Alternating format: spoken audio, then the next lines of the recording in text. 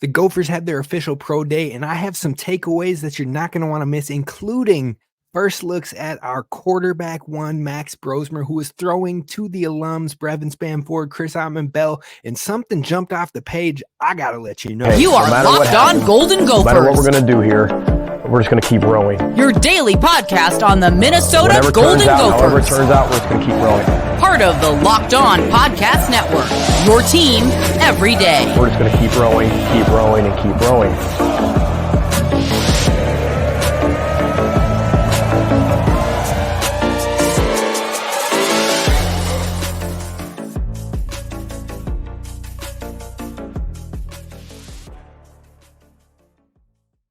You're listening to Locked On Golden Gophers, part of the Locked On Podcast Network, your team every day. My name's Kane Rob, host of the podcast, former collegiate football video coordinator and recruiting assistant, here to talk Golden Gophers with you each and every day of the week, Monday through Friday. And today we're talking about the Gophers Pro Day, including a little bit of Max Brosmer preview. Love some insights to share with you on that one. Then on top of that, the Gophers dropped their home turf Big Ten tournament game in round 2 against Michigan State.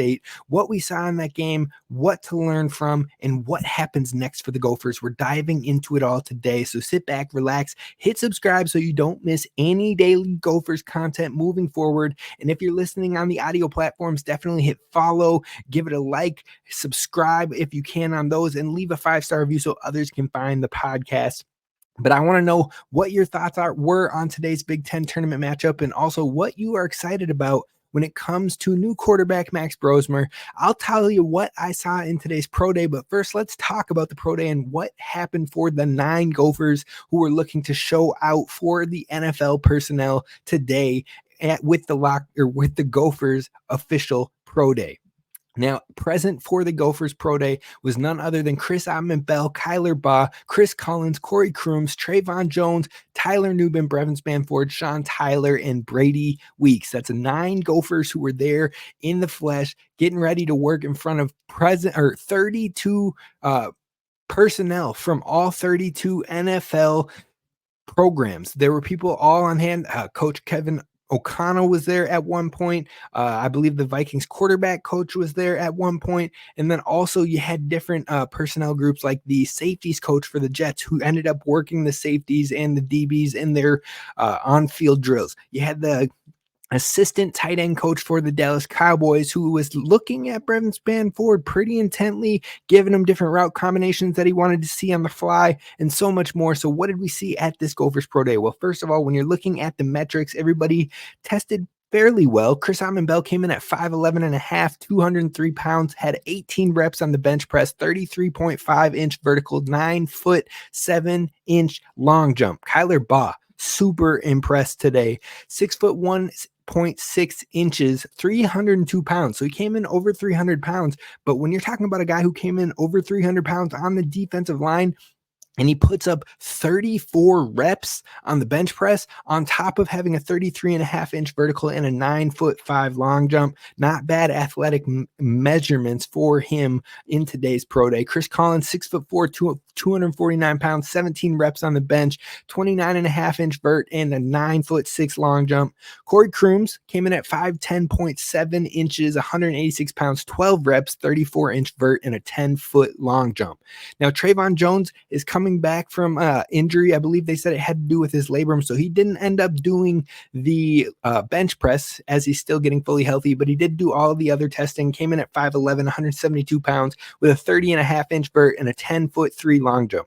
Now, Tyler Nubin did everything in today's pro day. He is also coming back from cleanup surgery back in January on a meniscus, I believe is what he said. Now, Tyler Nubin came in at 6'1.2 inches, 205 pounds, 10 reps on the bench press, 31.5-inch vertical, and a 10-foot long jump.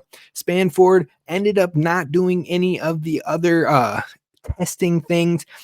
He stood with his combine measurements and numbers, but he did measure in, and he came in at 6'6.3 inches, 258 pounds, and he put up 18 reps on the bench press along with doing the shuttle and the cone drills. Now, aside from that, you had Sean Tyler, 5'8", 182 pounds, 14 reps on the bench, 33.5-inch vert, and a foot 9-inch long jump. And finally, the long snapper Brady Weeks, 5'10", 238 pounds, but he came in with 18 reps on the bench. Get it done, Brady Weeks.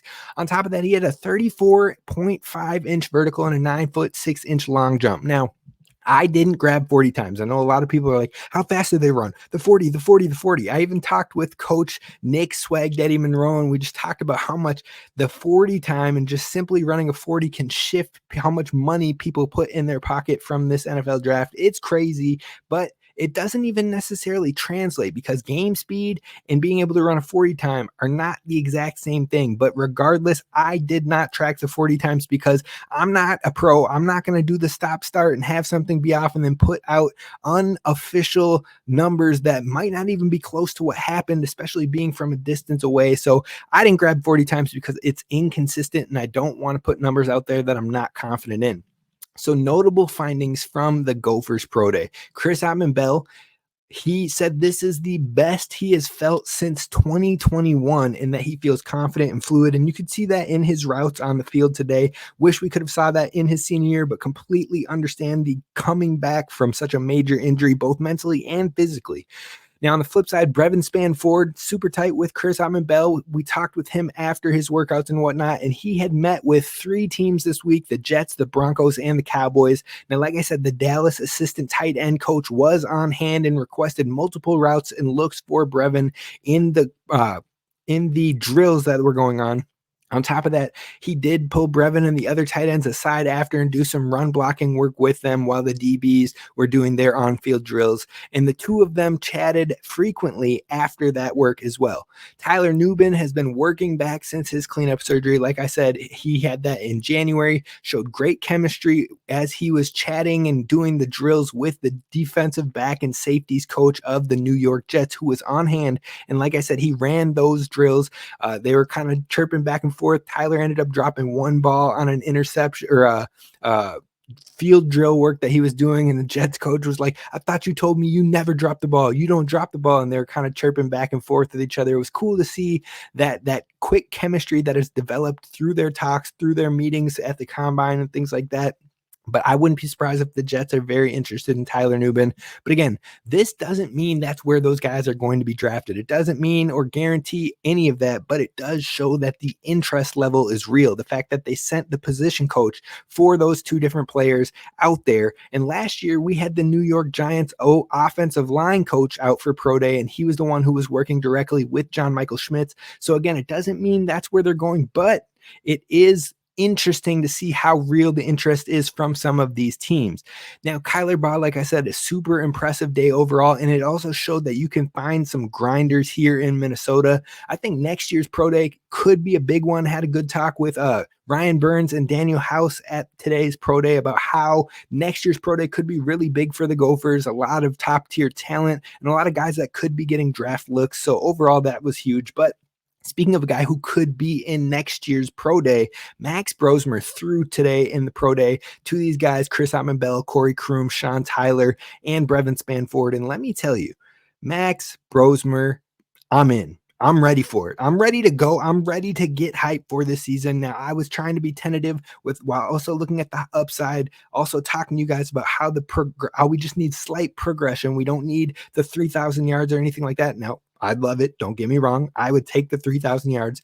But even if we just have progression from what we had last year, if we get above 2,000, above 2,500 pass yards and have a more complimentary pass game, that's going to be everything. But what I saw from Max Brosmer today, even in these simple Pro Day routes, was a leader. What I saw was a guy who understands and knows the field. What I saw was a guy who coaches up his guys, and that is guys that he's only been working with for 1 week. In fact, Chris Autman-Bell said in his presser after the drills and whatnot, he talked about how they've only been working with Max Brosmer over this past week, but he talked about his leadership and how he was coaching guys and basically when different scouts would ask for a certain look or a certain route or what they wanted to see in today's pro day, it was very present, his communication skills with not only the wide receivers, but also the scouts, that he is extremely knowledgeable, asking which pylon he's looking for and how they want the approach and how they want this and that. And then also present in his passing was the touch passes, the precision, the understanding of how the ball needs to be in the right spot at the right time, not having a receiver come back to the ball and not overshooting your guy as well. I was impressed. I'm not going to lie to you. I am super excited, and I wasn't the only one who was excited. Chris Bell said, Gophers Nation, you are in good hands. I promise you, this dude is the truth, and he is accurate, and he was excited. I chatted with Brev after his presser and things like that. He talked about, man, Max is going to be nice. The word on the street, and after what I saw today, is Max Brosmer is the real deal.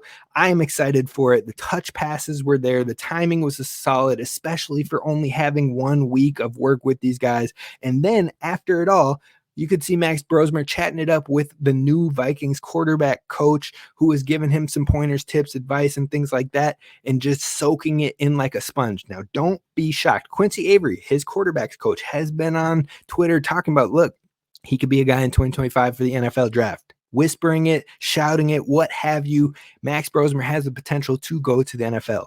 And you know what? After today, I believe it, but also I just like how absorbent and how he just wants to continue to grow, continue to get better, continue to do everything it takes to get to that next level. Now, overall, I think that this is going to be a fun group next year, but it was great to see these guys, the alumni, the seniors that are officially leaving and going on to shoot after their NFL dreams and to kind of get that final wrap up, that final closing chapter here with the Gophers. But that was it. We're moving on to spring football now. We're wishing these guys the best of luck in the NFL draft, and we will continue to keep you posted on what we hear from the draft front, but also when they are drafted, how those fits will look. Now, coming up next, we got to talk about the Big Ten tournament because the Gophers played their first round game and they're officially out of the tournament. It stings, it sucks, but what did we learn from this game? That's what we're jumping into coming up next. First, I got to talk to you about our friends over at Nissan, because this week's March Madness bracket highlight is brought to you by our friends over at Nissan. And each week, we're picking one team that stands out, a team that pushed it further than the rest, just like all in any of the new 2024 Nissan SUVs. These guys were able to take it to the next level. And today, we're talking about the Tennessee Volunteers, who can only be described as the Pathfinder. They've been thrilling to watch, and they've really created a lane for themselves after claiming the top spot in the SEC. Now, the Player of the Year candidate Dalton Knecht has carried the Vols this season and made them a team to watch in March, and he is just helping that squad be like the Pathfinder for the Nissan 2024 SUVs. So take the Nissan Rogue Pathfinder or Nissan Armada and go find your next big adventure with Nissan. Again, shop nissanusa.com and check out the new 2024 Nissan SUVs. All right, Gophers fans, before we jump into this Big Ten tournament loss that the Gophers suffered at the hands of Michigan State, I just want to tell you to mark your calendar for the Locked On College Basketball bracket breakdown show on Monday, March 18th at 7 a.m. Eastern Time. Experts Andy Patton and Isaac Shade will break down their brackets and discuss everything you need to know to fill out that winning bracket and prepare for this year's NCAA tournament. Find everything you need over at the Locked On Bracket Breakdown on Monday, March 18th on the Locked On Basketball Podcast, wherever you get your podcasts, or over on YouTube. Now, speaking of the NCAA tournament, the Gophers will not be bound for the NCAA tournament after being knocked out of the Big Ten tournament, which takes them out of the auto bid, which takes them out of the race. They lost, and they are hoping and clinging to the fate of maybe being able to play in the NIT tournament, but overall they lost in the second round of the Big Ten tournament to the Michigan State Spartans. The hometown turf was not enough of an advantage for the Gophers, and you know what? They gave a huge fight for 3/4 of this game, but they fizzled out at the end. Now, Mike Mitchell Jr. had some defensive struggles at times. Pharrell Payne had a rough outing, especially with the turnovers, having 7 of Minnesota's 12 turnovers by himself. Cam Christie had some huge threes in this one, clutch buckets, but I still think he needed more looks offensively, and I'm hoping that if Cam Christie is back in 2024-25, that he gets more featured in the offense, that they create more looks for him in the pull-up game, and they really try to get this guy 12-plus shots every game, because he should be getting it. That is how much of a presence he has, and it will open things up for other players. But regardless, you had Elijah Hawkins, who was a do-it-all leader from the floor. Once again, 10 points, 7 assists, 4 rebounds, 1 block, really trying to keep his team fighting in this one. But in the end, they drop it 10 points to Michigan State. It was closer than a 10-point game, but free throws and what have you ended up making it a little bit bigger. But a large difference in this game. There were 2 of them that really stood out to me the most. The first being was shooting. Now, Minnesota settled for 22 3-point attempts in this matchup and made 8 of them. So they were 8 of 22, which is 36% from deep. Not great, not terrible. It's kind of below average right there. But overall, that's a lot of 3-point attempts.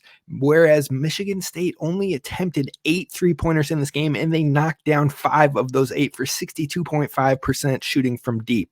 But Michigan State was determined to attack the inside, and they did just that with 44 of their 77 points coming from inside the paint. And like I have said before, this Minnesota team has shown they can live and die by the 3, and today it was a die by the 3 type of day, which is unfortunate for the Gophers and their fan base.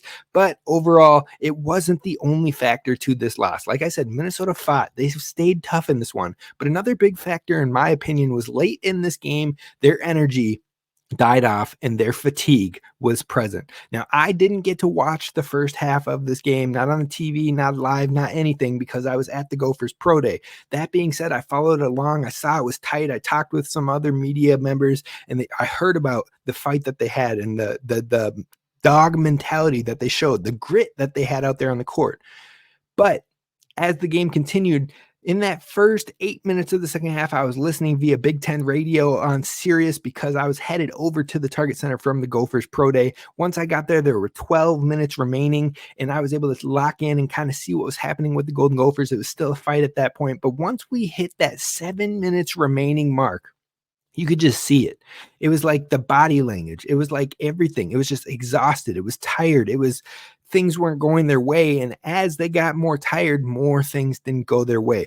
Now, they were looking tired. And as they continued to look tired, Michigan State attacked on the inside. They got really late into the shot clock with their shots. But what they did is when they got the rebound on the defensive end, they would push fast and make the Gophers recover and push down to, otherwise they would go score a fast break basket. But they would push fast and make the Gophers exert their energy to get back. And then they would really use the whole floor to really milk the clock, have aggressive attacks, make the Gophers help on defense, really exert everything that they had defensively to make sure Michigan State wasn't going to score. And then they would get late looks into the clock, good looks on the interior, and they'd start scoring. They'd get physical baskets on the inside, and it wore this Gophers team down, a Gophers team that really only played 7 players in this game.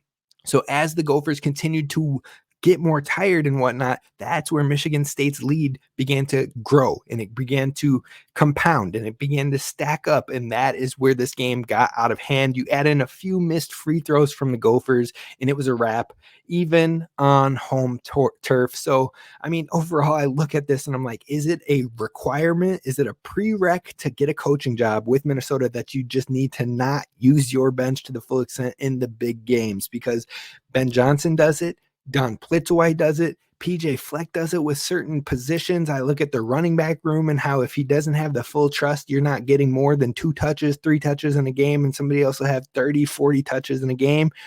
Look, I get it. You've got your guys. You've got you guys your trust. You got your girls that you trust. But overall, we've got to find ways to get them little breathers. I'm not saying they got to sit on the bench for 5-8 minutes. What I'm saying is if you can get them out for a quick 2 to 3, let them get their legs back, let them get refreshed. That makes a major difference. And I think in the end, it's what became the Gophers' downfall in the late stages of this game.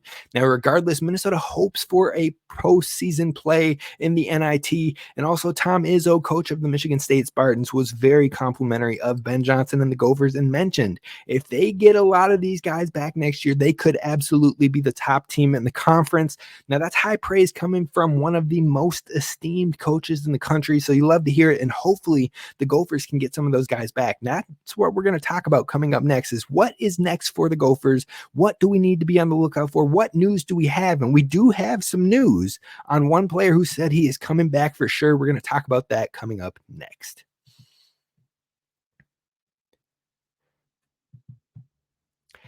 First, I want to talk to you about our friends over at Fire TV because Fire TV is your destination, the go-to spot to be when it comes to sports, from live game highlights or live games to highlights to in-depth analysis. Fire TV offers amazing viewing experiences with smart TVs as well as the Fire TV stick.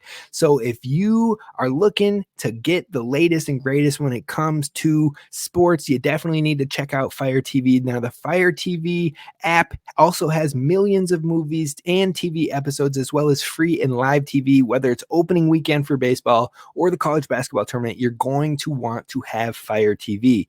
Now, on top of that, Fire TV recently created Fire TV channels to deliver a constant supply of the latest videos from your favorite sports brands, all for free. That includes us here at the Locked On Network and most of the big pro leagues and college conferences as well. Fire TV channels lets you dive in to all of the game analysis, highlights, and more, and keep up to date on the latest things in the world of sports, March Madness, NBA, MLB, and so much more. Not to mention great news on entertainment, gaming, travel, cooking videos, and so much more as well. So check out Fire TV channels on Fire TV and Alexa devices. If you haven't checked out Fire TV channels, you should. Trust me on that one. To learn more, visit Amazon.com/LockedOnFireTV.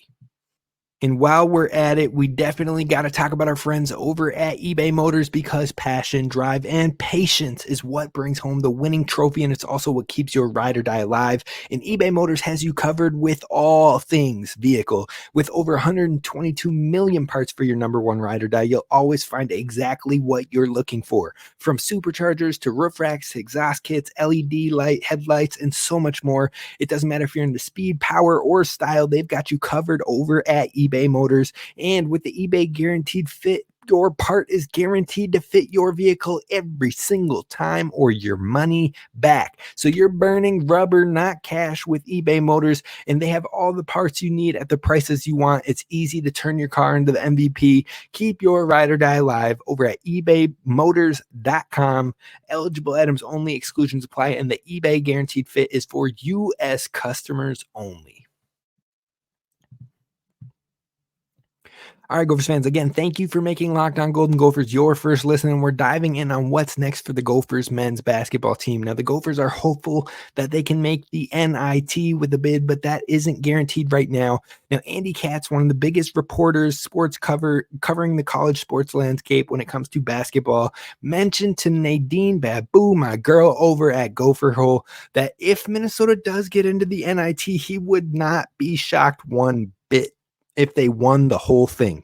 So hopefully we have some postseason play, get that experience going for this young Gophers team, but also get them in the field because they want to make the NCAA tournament next year. And if they can get a run going, understand postseason play and get it going and understand what it takes to play in the tournament and play in the late season in March, that will only help them next year.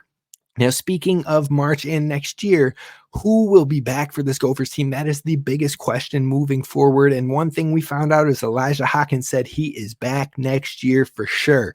And that should have Gophers fans ecstatic. He is one of the best point guards in the entire conference, led the country in assists almost the entire season, and he is ready to run it back with Minnesota. Now, Parker Fox on the flip side seems like he was really taking in the moment after the game. Like this could be his last time suiting up for the hometown team. If it is, I do wish him nothing but the best. Loved his fire, loved his energy, loved having him on this show, which you can catch his interview linked at the back of the show. But other than that, this loss really seemed to hurt Dawson Garcia. It looked like he was just ticked. He was mad. He was upset. He was disappointed because he had a special bond with this group. He knows this group was special, and he wanted to do more with this specific group.